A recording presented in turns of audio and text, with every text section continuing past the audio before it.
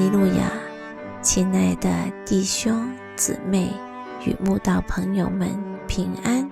今天我们要分享的是《日夜流淌心中的甘泉》这本书中4月20日落人把柄这篇灵粮。本篇背诵金句诗篇69篇5节。神啊，我的愚昧你原知道，我的罪愆不能隐瞒。大卫与拔示巴犯奸淫后，当得知拔示巴怀了身孕，就赶快把她丈夫乌利亚从前线调回来。大卫一心想着，只要乌利亚回来与妻子同寝，就可把拔示巴的孕事推给乌利亚，那他所做的恶事就没人知道了。哪知忠心耿耿的乌利亚满心挂念前线的战士，根本就没回家，遑论与妻子同寝。大卫的诡计一时幻灭，为了掩饰罪过，只得叫约押故意将乌利亚调到战事最危险的前线作战，好让乌利亚被敌军杀死，再把拔示巴娶回家。大卫与约押关系匪浅，既是约押的国王，也是约押的舅舅。身为君王与长辈的大卫，做错事时，不但没有赶紧跟神认罪悔改，给约押好榜样，还为了掩饰罪过，叫约押成了他的同谋，并用最卑鄙的手段将乌利亚除掉。这是多么不荣耀神的事！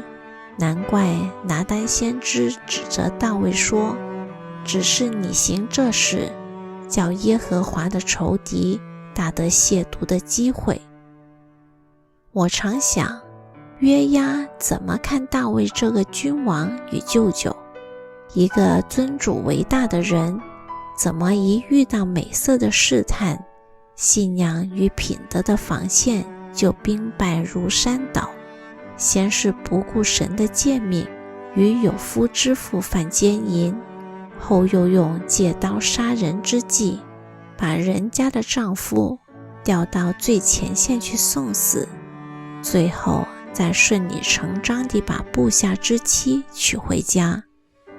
圣经没有记载大卫用计除掉乌利亚之事，多少人知道？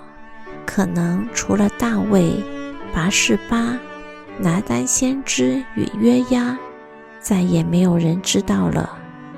后来约押不顾大卫的命令，大辣辣地杀死他的儿子押沙龙与元帅亚玛撒，是不是也因大卫有如此不堪的把柄落在约押手里，大卫才不得不忍气吞声？一个人行得正，做得好，就不怕落人把柄，被人要挟；反之，就只能被人牵着鼻子走，吭都不敢吭一声。箴言说，恶人虽无人追赶也逃跑，一人却胆壮像狮子。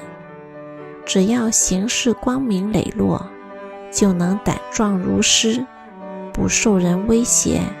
反之，若是行恶诡诈，心中肯定只有惊恐，无人追赶也逃跑。